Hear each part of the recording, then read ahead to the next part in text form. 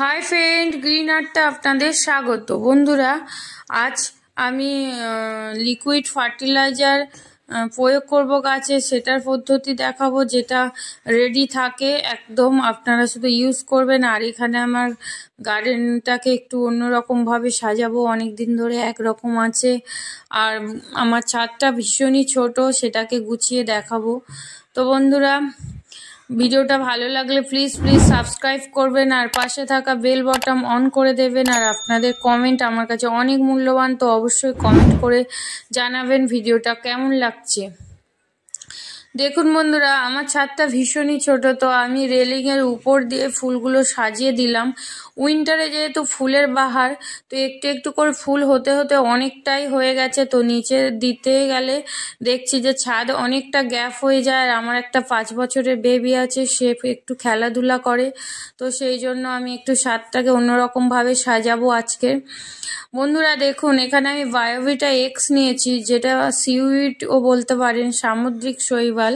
এটা একদমই জৈব, সমুদ্রের নিচে কিছু শৈবাল থাকে, সেইটা দিয়েই বায়োভিটা এক্স তৈরি হয়, বা সিউইড লিকুইড ফার্টিলাইজার।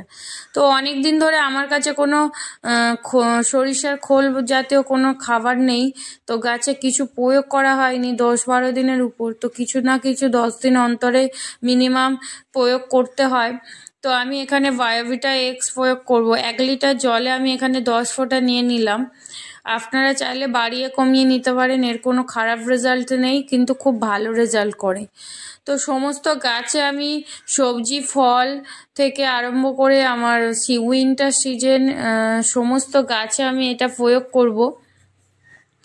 আর বেশি করে প্রয়োগ করবো এটা আমি আমার সবজি গাছে, যে গাছগুলোতে ফলন কম হচ্ছে।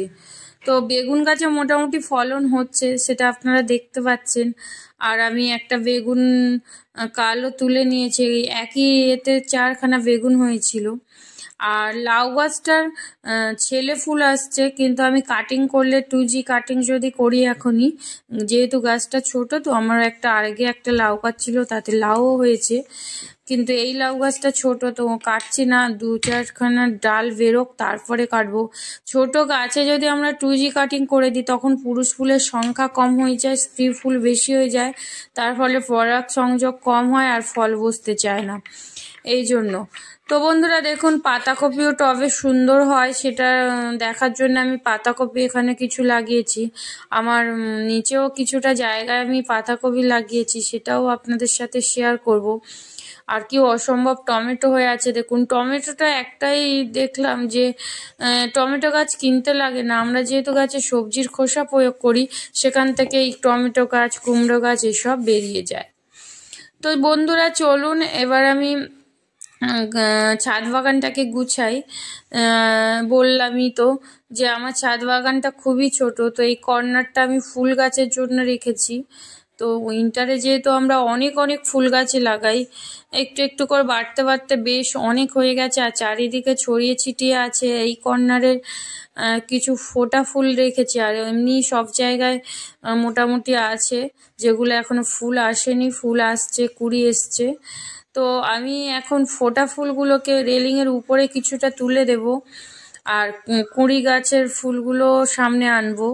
এই সাইডটায় কর্নার করে দেবো, সবজি গাছগুলো এক সাইড করে দেব, আর ফুল গাছ পার্মানেন্ট জবাগুলো এক সাইড করে দেবো। তো চলুন একবার লুকটা দেখে নিয়ে। এই একটাই কর্নার করলাম আজকের জন্য। 11টা বেজে গেছে, আমার ছেলেও স্কুল থেকে এসে গেছে, তো তাকেও খেতে দিতে হবে। বন্ধুরা দেখুন, সংসারের ফাঁকে, হাজারো কাজের ফাঁকে আমরা এই গাছ করি, তো আপনারা অবশ্যই লাইক করুন, কমেন্ট করুন। আমি অনেক সময় বের করে এটাকে করতে হয়। বাচ্চা আছে যেহেতু, সংসারে অনেকটাই চাপ থাকে, তার মধ্যেও এটা আমাদের খুব একটা শখ। কারণ জীবনে বন্ধু বান্ধব আসে যায় চলে যায়, কিন্তু এরা এমন বন্ধু যে এরা জীবন থেকে যাবে না। আর এই ন্যাক যাদের একবার লাগবে, বা এর নেশা যাদের একবার লাগবে, এই নেশা যাওয়ার না। তো আজকের মতো এইটুকুনি। সবাই ভালো থাকবেন, আপনাদের অনেক অনেক শুভেচ্ছা।